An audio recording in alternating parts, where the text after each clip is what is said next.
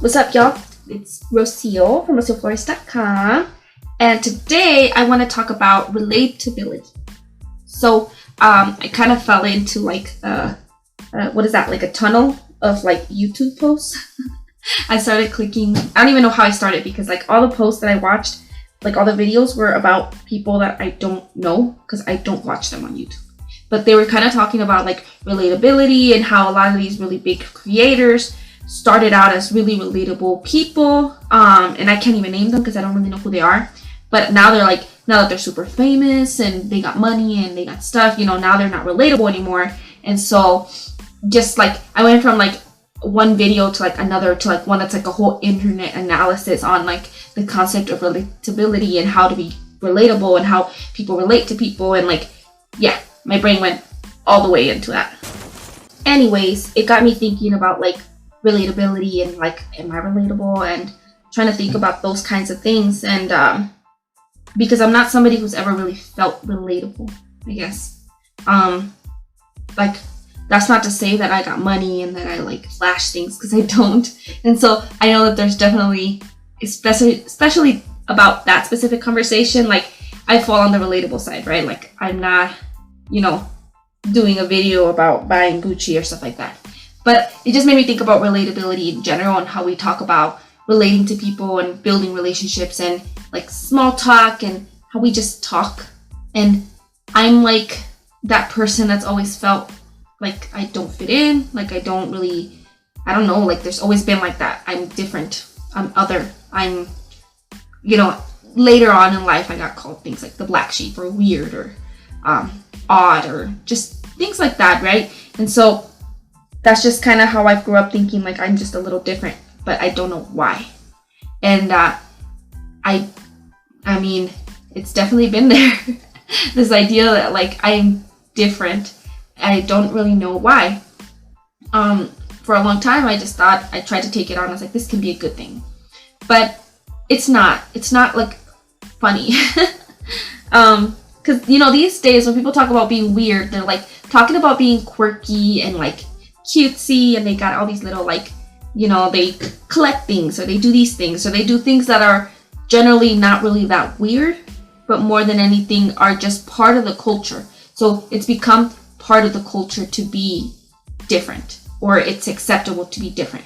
Because like when I was a kid, it wasn't cool. It wasn't considered, and it's not like I was a kid that long ago, but it wasn't normal to be abnormal. And then it was high school, that kind of era when like scene kids became popular, emo things became popular, and just that general, like suddenly movies were all about the nerds, and movies were about the people who were into different things or people who aren't popular, and movies stopped being about like changing the unpopular person into being like the popular people, and it started becoming about the unpopular person being the person who actually will thrive in life.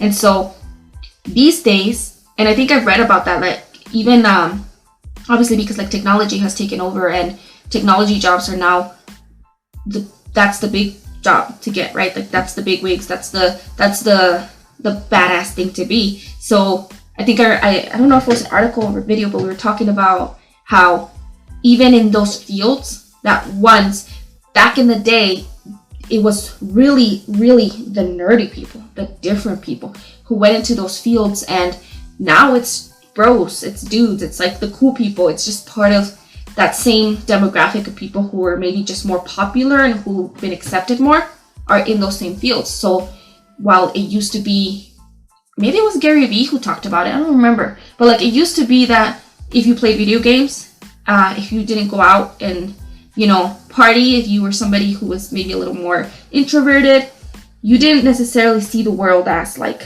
oh, the world's my oyster.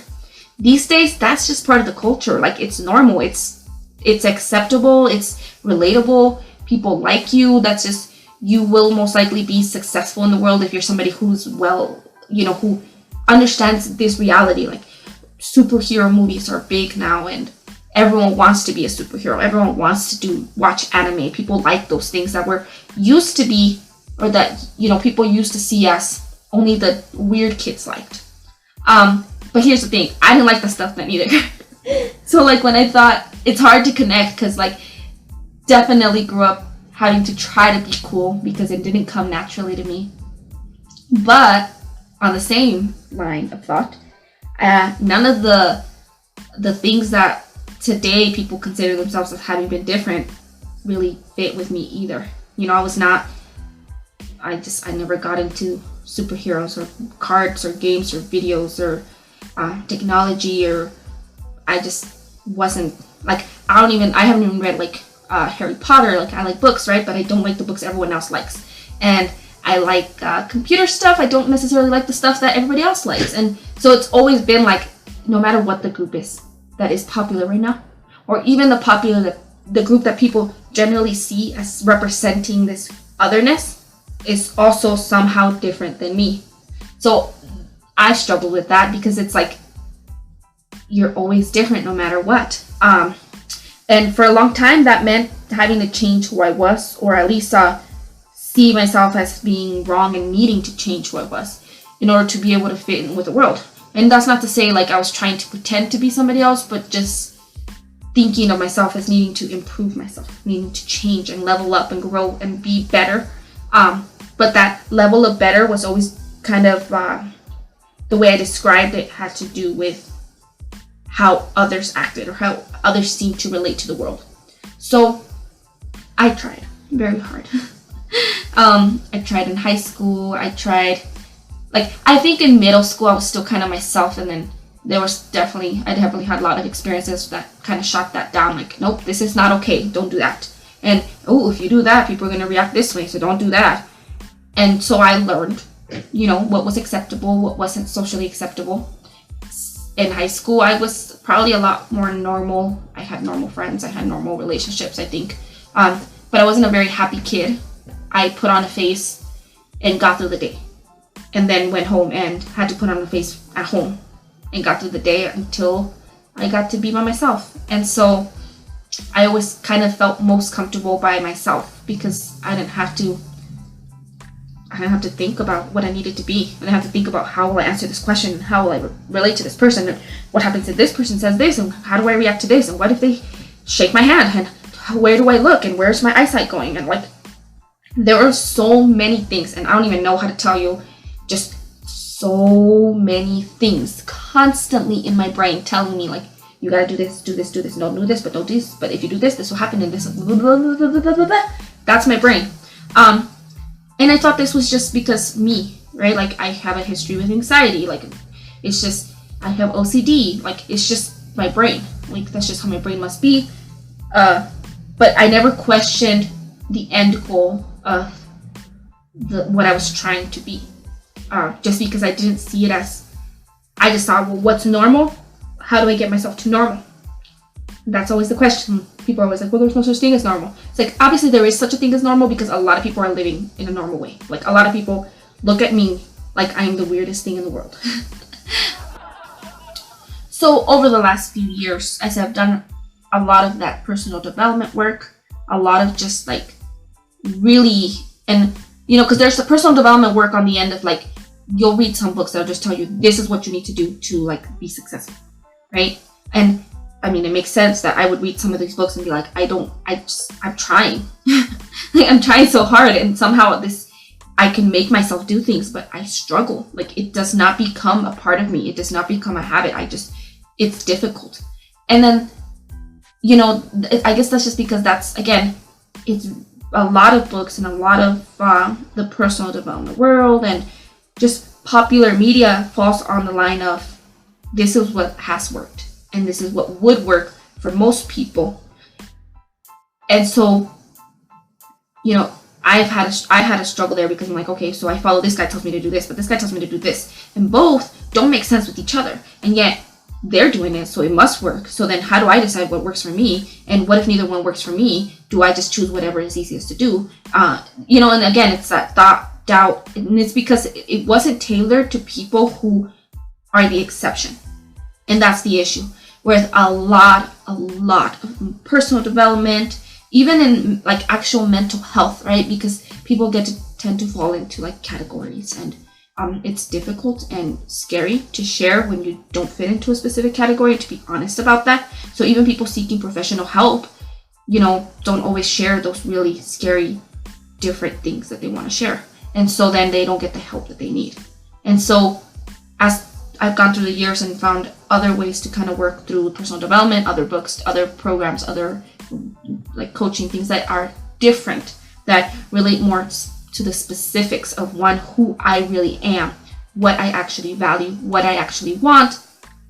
It stopped being about putting on a show and doing specific things, and more about allowing myself to be who I am. And even from when I read the Boundaries book a couple years ago, it was just mind blowing. Like, wait a minute, what? Like, nobody taught me these things. And it's crazy because a lot of people just don't learn these things, especially if you come from a life of, a family that was dysfunctional and who themselves had no way of even knowing or understanding these things. I was mind blown. Like, what? There's a separation between me and other people. I could set my own rules. I get to choose. It was really cool. And then one that kind of, I feel like I really wish that I had just read that book earlier in my journey, because having had that precedent of these are the separations between who I am, who somebody else is, how much of what they say I should do, I should take onto myself, and how much I shouldn't and don't have to. Because then I could have read a lot of those books, and I have now looked back and I'm like, oh, okay, so when they said this is what works, that's just an option. Oh, so much of it is just an option that you can take that could work, but it won't work if it's not you and if it's not genuine. And so I've done a lot of reading. I've kind of done a lot more understanding of just not everything has to fit you, right? With these concepts of I'm in a lot of different groups and reading books, and just the idea of neurodiversity, and how there's the neurotypical. I really like that term. There's typical, not because it's neuronormal or neurobest or neural, it's not that there's a best brain out there that works properly and all other brains work improperly. It's just that is the brain that most people wake up with. And some of us, and it's not a small amount of us, woke up with a different neurology. We just happen to think differently, act differently, or just require different needs. And we'd be surprised just how many people would technically fall into that concept, whether by diagnosis or not. It's not even about whether you have a specific disorder that requires that you be different than others. Just in general, once you get that idea down that there's this norm, right, that we've accepted throughout history, there was a specific type of person who said, this is normal, this is not. And it falls into so many categories, whether it's issues relating to race, issues relating to the patriarchy, issues relating to just so many issues, right? There's always the standard of what's civil, what's correct, what's proper, what's healthy. And anything else that deviates is considered diverse. And by, I guess, not by definition, but yeah, kind of by deviation. By definition, if you are you deviated, you're a deviant. There's something wrong, right? So we think back to the days when if somebody was left-handed, you were considered demonic. And so, a lot of people grew up with that belief system that the only way to be happy, the only way to succeed in life, the only way to connect, the only way to achieve the right experience for humanity is to understand the right way to be a human. And that's just not how the world works, right? And so I think with the advent of technology and social media, for me it's just, oh my God, I don't know how much I wish so much that all of these things had been available to me in high school. Because I see posts now that high schoolers post, I'll see my cousin post something, or I'll see other teenagers post something, and I'm like, man, kids these days are so freaking smart. Just they recognize things and patterns that I recognized back then, but had no one to confirm with, right? Somebody tweets out, hey man, did you ever notice that this happens when this happens? Do you ever think this way, or do you ever do things this way? And people are like, yeah, oh my God, I thought I was the only one. And that's the thing. Back in the day, if you were the only one, that's what you genuinely believed. You thought you are the only one. Nobody in the world thinks like this. There is something wrong with you. And there's a lot of shame around that. And in today's culture, there isn't that much shame. But it's still not like 100%, right? It's been co-opted. That's the new word I'm going to set with, right? Being weird and being quirky and different has been co-opted, once again, by the typical ideologies of what is and isn't normal. So even though technically, back in the day, being a nerd was like what some people were seen as different, now being a nerd is popular and quirky and fun and cool. And the people who genuinely feel like, I think I'm different and I think I'm kind of nerdy, don't get to rise up to the occasion of the people who call themselves nerdy, but maybe aren't, right? Same with weird or freak or... And overall, right, it's a good thing. Overall, it's a good thing because just in general, we are being more accepting of people who classify themselves as other. But at the same time, we're just creating new groups of other. More groups of people who just feel left out and different and that they don't have a voice in the world. And I relate to that a lot. So the cool thing, I guess, overall, though, is that I recognize this now. I am able to understand that this is a process that's going on both in my own personal journey, in the world, and there are more and more communities every day for people who feel this way to find a way to understand why they feel the way they feel, understanding, just in general, how their actions relate to the world and to the people around them and what they want to keep. Because I think that's been a big part of the issue. It's not so much that, oh, hey man, I feel like I'm different, but also just because people feel different, they've changed the way they have to act. Or they're just not sure if even what they're doing is them or not, because they've had to, it's mostly an action of reaction, right? Constantly having to react to like the person said, like for me, for example, like I was told, in healthy, like, you hear about like verbal communication and what's proper nonverbal communication versus improper nonverbal communication, and like, hey, if you don't look someone in the eyes, it means that you're not respectful, it means that you're not professional, it means that, there's all these wording around it. Well, that's something I always freaking struggled with. Like, I just somehow struggle with it. It's difficult for me. So I overdo it. And it's not something I recognize because I was like, I'm doing this good. They told me I need to look people in the eyes. I'm looking people in the eyes. And it wasn't until people told me, like, you look people too much in the eyes. And it gets, as I got older, and especially with like my husband, right? He hates that I do this because like we'll be having a conversation and so people are talking. So I look at the person and then I look at him and then I look at the person and then I look at him and then I'm like trying to follow the eyes. Like, who do I look at right now? Do I look this way? Do I look that way? And like he says, it looks like you're looking to me for approval. And I'm like, I think I am. Like, I'm trying to like, can you help me? Like, I don't know where I should be looking. I don't know how I should be like reacting. Like, do I say this now? Is this time for me to respond? Do I like, that's just how I am, because it's confusing to me because there seems to be a rule. Look people in the eye. That's healthy. That's proper. And yet for so many people, it's not. It's more distracting. It's more difficult. It takes so much energy. It's just our brains are set up in a way that don't allow us to relate to people in that way. And that's the thing though, if it's just a rule and it's a rule that's been created to help engage with the world in a specific way. People in other cultures don't have that same rule, right?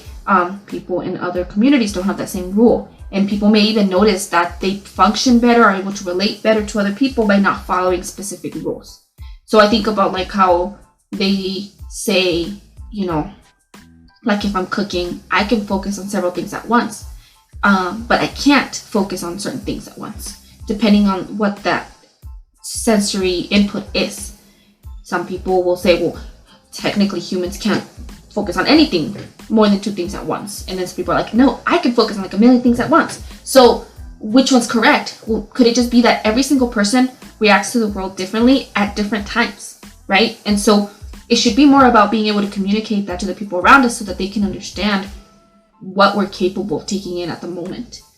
And that's, I guess, where I think of like relatability, right? We're going back to the subject way off the rails here. I was watching those videos and thinking, well, you know, she just mentioned things like, well, you know, most people who start on YouTube start by making their videos in their bedroom. Some people may not relate to somebody who's got videos in a different area. Or just, there's all these rules of like what people may deem relatable versus not. And then, but the big focus was the fact that people will relate to you regardless of your surroundings, regardless of your subject matter, regardless of just, it's not about the external as long as it's about the internal. So if you are being who you are, eventually there's people out there who just like you, who want to be around you, who want to hear what you have to say, who just enjoy your presence. And if you're honest and open and able to communicate with them directly, state like, hey, I struggle with looking at the camera because I struggle with that. And people are okay with it because they know that it's not because you're being rude, it's because you are just someone who's different.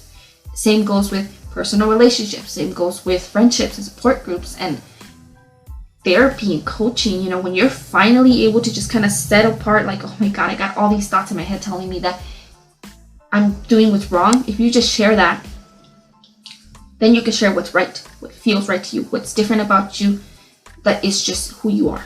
You could just be, right? And then people like you. And if people don't like you, then screw them, right? Like, you don't have to be liked by everybody. But it's a lot easier to figure out who actually doesn't like you and who does like you if you're actually being you. So eventually you are relatable. And I am relatable to the people who I will be able to be relatable to. The people will be like, oh my God, I do that too. But not if I'm not allowing myself the freedom to share that. So yeah, that's my thoughts on that. I don't know where to go from here. That's kind of, yeah, along the lines of like what I want this podcast to be about. Because I struggle with it. I know other people struggle with it. I see people talk about it. So now that I know it's a thing, one, it's part of my journey to continue this work and also just continue helping people with their end as well. And yeah. So I don't know how to make plugs on here, but I have a Facebook group where I called it a safe place to test out being you, or a safe place to test being yourself. Basically, I want it to be that. That's what I want it to be. I want it to be a place where people can test out just that relatability, that self, that like, hey, is this weird? Like, okay, let me just be weird and see what happens. Like a place where it's not a judgment place, it's just a feedback place where we can kind of like a support group. And I kind of aimed it so that it's the people I've added so far, my friends and people I've connected with online that are just like, some of them are in school, some of them are business owners, some of them are people who are working in other fields, some people are not working on that at all, they're working on relationships. And so that way it's sort of just a place for people to be. And it's, again, the theme is to test out what it means to be yourself. To find that group, all you have to do is go to Facebook and on the search bar, write out a place to test being yourself. Now, there is another group with a very similar name who has a very different mission. So I think if you accidentally find the other group, you'll recognize that it ain't the same group just because it has a very different, you might actually want to join that group because it deals with kind of a variant of this, but with a specific, a specific topic to it. So without giving too much detail about it, just Google a place to test being yourself, search it on Facebook. The direct link is facebook.com/groups/a place to test being yourself. The self is what's the opposite of lowercase? Uppercase? Yeah. So the lowercase and then the self is uppercase on everything that I wrote. So if you guys want to check that out, that'd be awesome. And yeah, thank you so much for listening to this. I hope you are finding yourself with some sort of relatability towards me. I don't know. If you do and you like it, share it with people who might like it. Leave me a message here and tell me your own, thought process around this idea. And yeah, you can also check out my website, rocioflores.com with 2 I's. And yeah, that is all. Thank you all so much for being on here, for listening, and have a wonderful, wonderful day. Bye.